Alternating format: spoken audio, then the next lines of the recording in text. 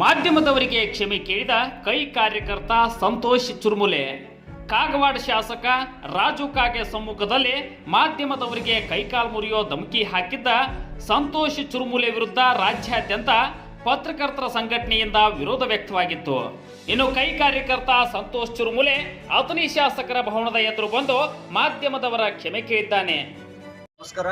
ಸಮಸ್ತ ಕರ್ನಾಟಕ ಮೀಡಿಯಾದವ್ರಿಗೆ ನಾನು 27ನೇ ತಾರೀಕು ಏನು ಮೀಡಿಯಾದವ್ರಿಗೆ ಮಾತಾಡೀನಿ, ಅದು ಉತ್ತರ ಕರ್ನಾಟಕ ಒಂದು ಭಾಷೆದಾಗ ಬಿರುಸ್ಲಿ ಮಾತಾಡ್ದಂಗೆ ಅದು ಯಾರಿಗೆ ಮಾತಾಡಕ್ಕೆ ಹೋಗಿ ಮೀಡಿಯಾದವ್ರಿಗೆ ಮಾತಾಡೀನಿ. ನಾನು ವತಿಯಿಂದ ಅವ್ರಿಗೆ ಕ್ಷಮೆ ಕೇಳ್ತೀನಿ. ಯಾಕಂದ್ರೆ ನಮ್ಮ ಈ ಕಡೆ ಯಾರಿಗೆ ಮಾತಾಡಂಗೆ ಅದು ಬೇರೆದವ್ರಿಗೆ ಮಾತಾಡಕ್ಕೆ ಹೋಗಿ ಬಾಯಾಗ ಮೀಡಿಯಾ ಅಂತೇಳಿ ಬಂದೈತಿ. ನಾ ಇಷ್ಟು ಬೆಳ್ಯಾಕ ಇಷ್ಟೆಲ್ಲ ದಾವಣಗೆರೆ ಆ ಕಡೆ ಎಲ್ಲ ಕಡೆ ನಡ್ಕೋತ ಹೋದ್ರೆ ನಂಗೆ ಮೀಡಿಯಾದವ್ರು ಬೆಳೆಸ್ಯಾರ. ಮತ್ತು ರಾಜ್ಯಾದ್ಯಂತ ಬೆಳ್ಯಾಕ ನಾ ಮೀಡಿಯಾದವ್ರ ಕಾರಣ ಒಂದು ಇದ್ರಾಗ ಒಂದು ಮಾತಾಡುತ್ನ್ಯಾಗ ಅದು ಹೆಸರು ಬೇರೆ ಬಂದೈತಿ. ಸಮಸ್ತ ಕರ್ನಾಟಕ ಮೀಡಿಯಾದವ್ರಿಗೆ ನಾ ಕ್ಷಮೆಯನ್ನು ಕೇಳ್ತೀನಿ.